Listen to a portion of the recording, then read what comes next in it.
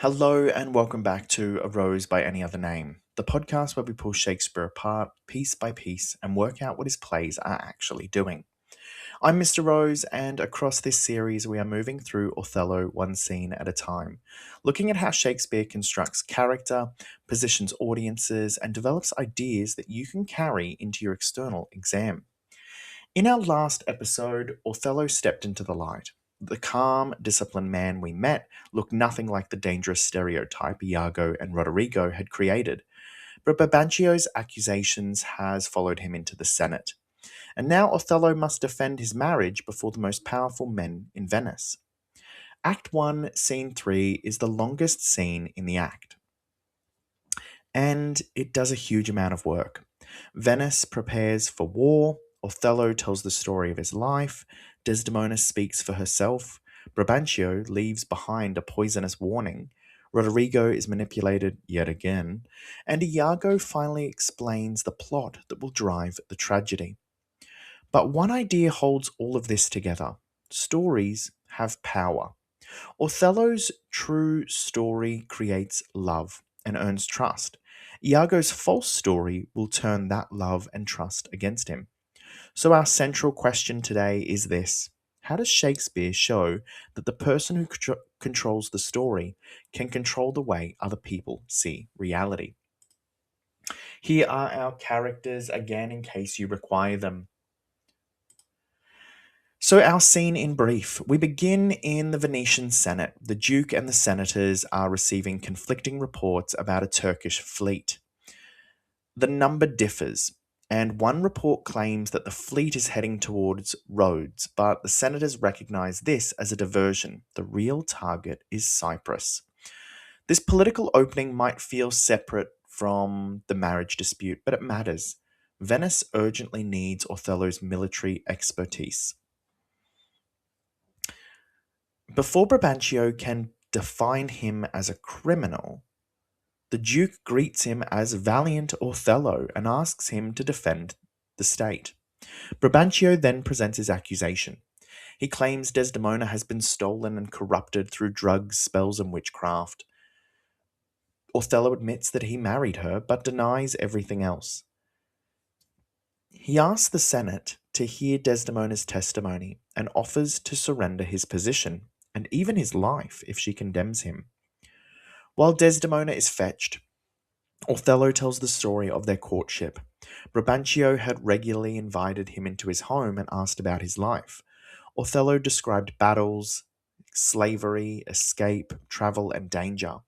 Desdemona listened, and she heard about what it was that he had gone through, how he suffered, and gradually fell in love with him. Othello says this story is the only witchcraft he used. Desdemona enters and confirms the marriage. She respectfully acknowledges what she owes her father, but declares that her primary duty now lies with her husband, just as her mother once placed Brabantio before her own father. The Senate accepts the marriage. Othello is ordered to Cyprus, and Desdemona asks to accompany him. Othello leaves her care and transport to Iago, describing him as honest and trustworthy. Before leaving, Brabantio warns Othello that Desdemona deceived her father, him, and may also deceive her husband. Othello rejects the warning and stakes his life on Desdemona's faithfulness. Once the others leave, Roderigo tells Iago that he wants to drown himself because Desdemona is lost to him. Iago mocks him, arguing that human beings can control their desires, and repeatedly orders him to put money in thy purse. Roderigo agrees to sell his land and follow the war to Cyprus. Finally, Iago is alone. He admits that Roderigo is merely a source of money, develops his suspicion that Othello may have also slept with Amelia, his wife, and begins planning to convince Othello that Cassio and Desdemona are having an affair. The scene therefore resolves the public accusation against Othello, while quietly creating a far more dangerous private accusation. So what was Shakespeare doing here? He connects public crisis with private prejudice. The Senate begins with evidence, uncertainty, and strategic reasoning. The senators compare reports, question appearances, and identify the Turkish diversion. They demonstrate that intelligent judgment requires testing information rather than accepting the story that was first offered. That creates an important contrast with Brabantio. He's convinced that witchcraft is the only possible explanation for Desdemona's marriage, but his certainty is not based on proof, it's based on prejudice. The Duke initially promises severe punishment before discovering that Othello is the accused man that Venice needs. Shakespeare therefore exposes an uncomfortable political reality. Othello is welcomed as a military asset while still being treated as a socially unsuitable person for Desdemona. Shakespeare also gives Othello control of his own story. In scene 1, Othello was spoken about. In scene 2, he's confronted. Here, he is actually given the space to narrate his own history. Othello claims to be rude in speech, meaning unpolished, but the audience immediately hears that this is not true. His language is organized, vivid, and persuasive. This is often described as strategic modesty. Strategic modesty. By lowering expectations, he makes the eloquence that follows appear even more impressive. His story transforms him from an object of rumor into a complex human being with a past. He has endured war, capture, slavery, escape, and travel. Desdemona loves him because she sees the mind and experience behind the racial stereotype. Shakespeare also wants Desdemona to claim her agency. Until now, men have spoken about what Desdemona wants. Brabantio claims that she must have been controlled. Roderigo treats her as a prize. Iago uses her as a tool for provoking other men. When Desdemona finally speaks, she does so publicly and logically. She does not insult her father or deny his importance. Instead, she uses her own marriage as a precedent. If her mother could transfer her primary duty from father to husband, Desdemona can do the same. Her language is respectful, but the decision is firm. Shakespeare positions her as an active participant in the marriage, not a passive victim of Othello's supposed magic. Shakespeare presents love as recognition. Othello and Desdemona describe their love in terms of mind, experience, and emotional understanding.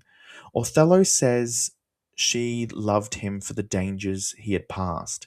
Desdemona says she saw his visage in his mind.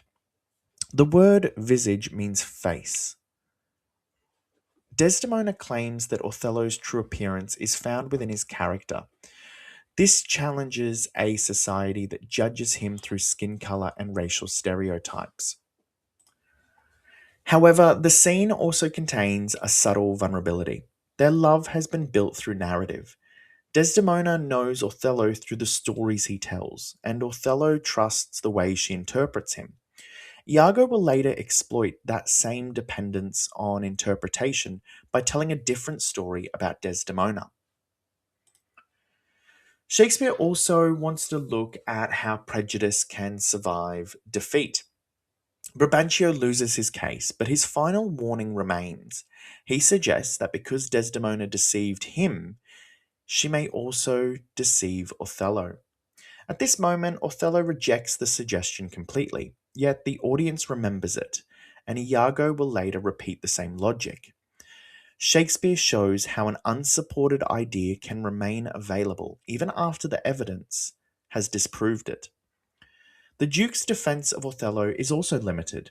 When he says Othello is far more fair than black, he appears to praise virtue, but the compliment still treats fair and black as opposites.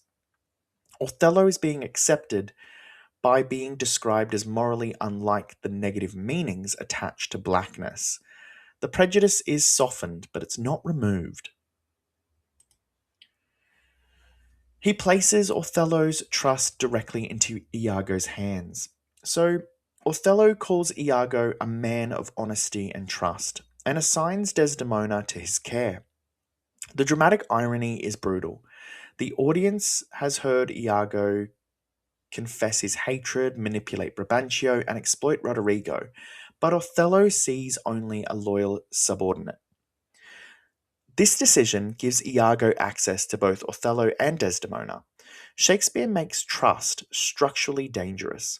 Iago does not need to break into their marriage from the outside because Othello invites him inside. Shakespeare also reveals Iago's philosophy of control. When Roderigo says he cannot change his feelings, Iago argues that human beings control themselves through will and reason. His garden metaphor here imagines the body as soil and the will as the gardener deciding what grows. On one level, this sounds like practical advice about self control, but Iago uses it hypocritically. He tells Roderigo to master his desires while deliberately feeding those desires for money and revenge. The speech reveals how Iago sees people. They are things that can be cultivated, pruned, and redirected. He presents manipulation as rational management. And lastly, Shakespeare ends Act 1 with the birth of the plot. Iago's final soliloquy allows the audience to watch the scheme being invented. The plan is not fully formed at first. We hear him test possibilities, ask himself questions, and connect Cassio's appearance with Othello's trusting nature. The scene ends with imagery of pregnancy and birth. Iago says his idea has been engendered and that hell and night must bring the monstrous birth into the light. This image gives the plan a disturbing life of its own.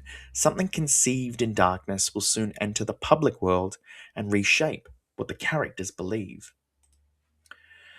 How is the audience positioned within this scene? So the audience is positioned to admire Othello's eloquence and Desdemona's courage. Their accounts support one another, and the Senate's acceptance appears to restore some order. Yet Shakespeare prevents the scene from ending comfortably. The audience knows that Brabantio's warning has introduced the exact suspicion Iago intends to exploit.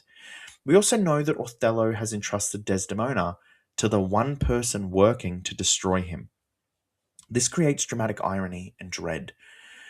The characters leave the Senate believing that truth has won, while the audience remains behind Iago and behind with Iago and hears the lie being prepared.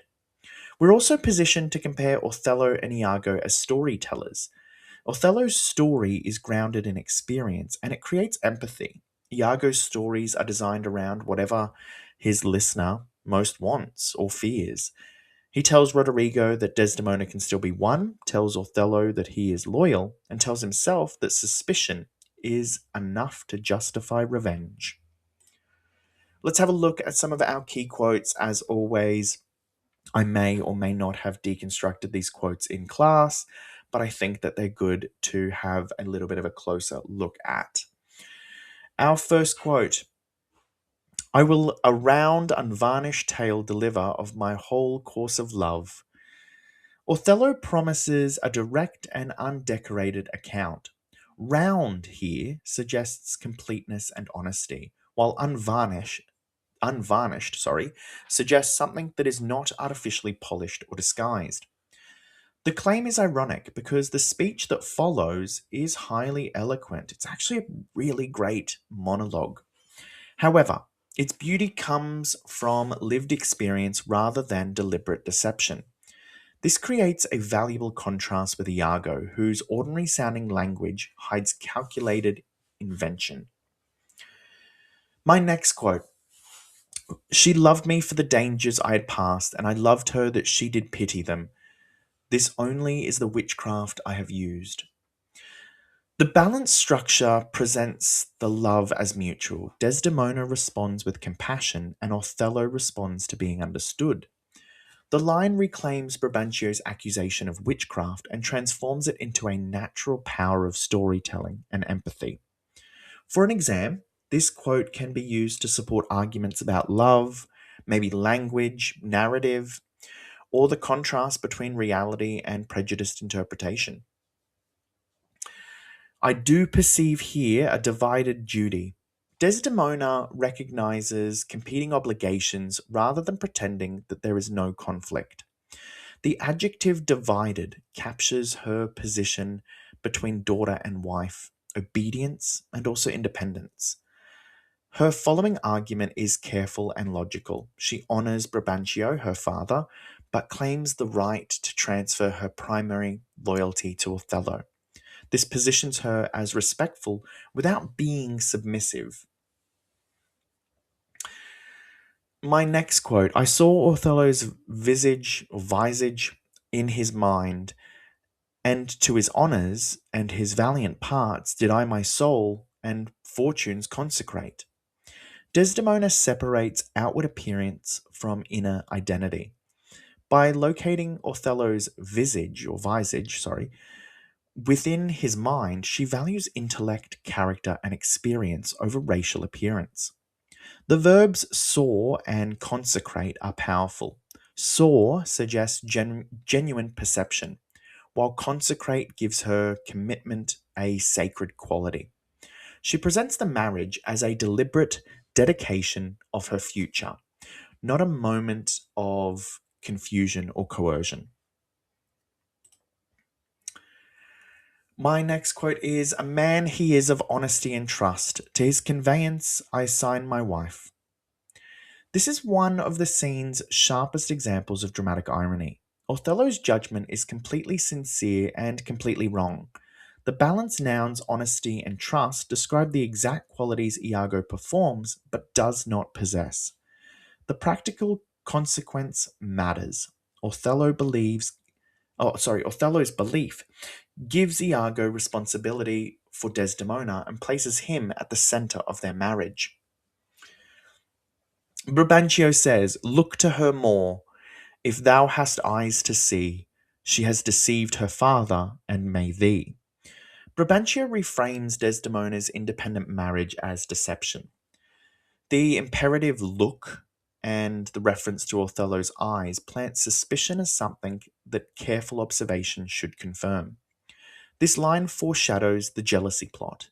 Iago will later persuade Othello to read innocent sights as evidence, including Cassio's departure, Desdemona's advocacy, and even the strawberry handkerchief.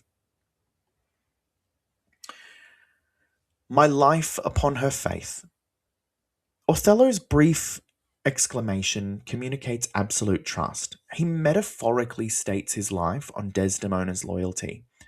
The line becomes tragic foreshadowing. His life will indeed become tied to his judgment of her faith, but Iago will change that judgment without changing Desdemona's actual behavior.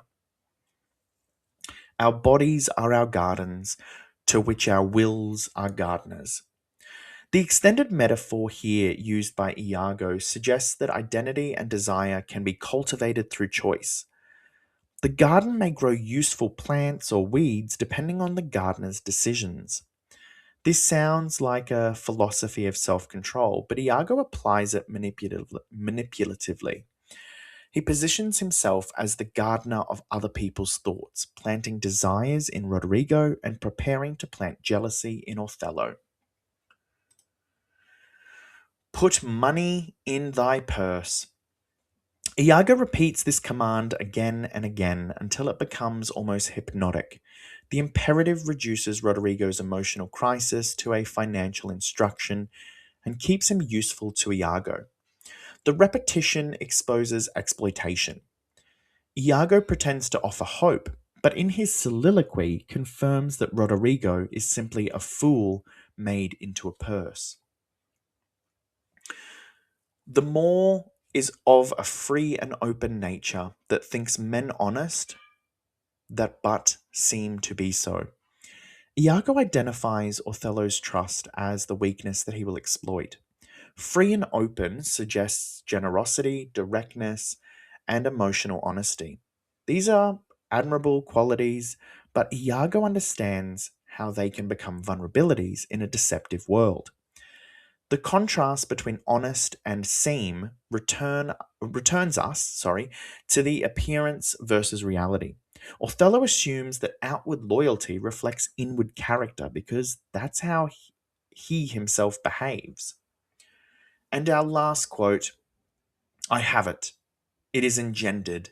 Hell and night must bring this monstrous birth to the world's light.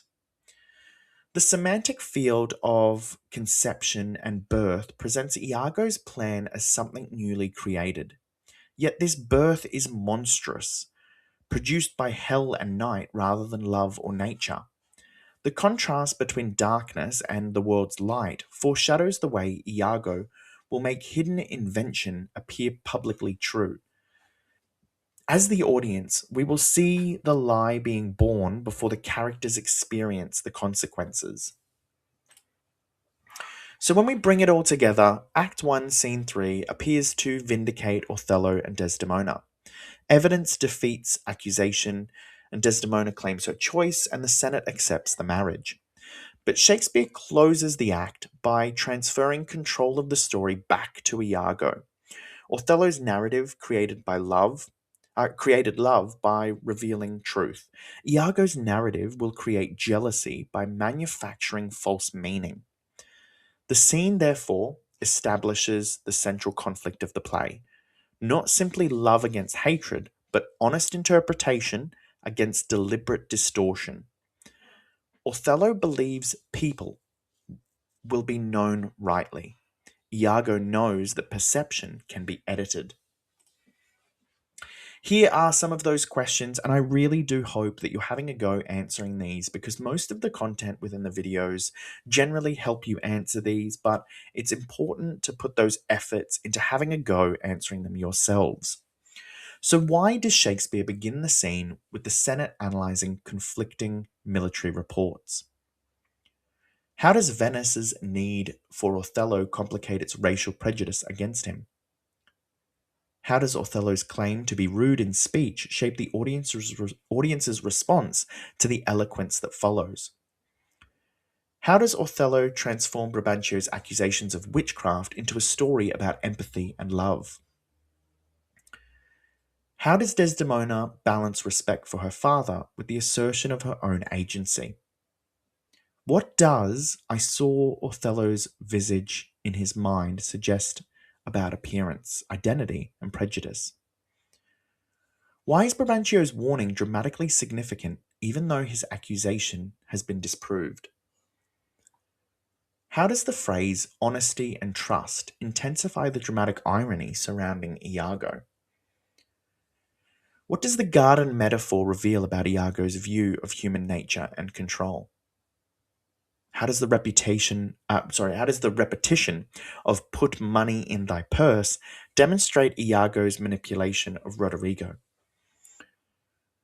Compare Othello and Iago as storytellers. How do their purposes and methods differ?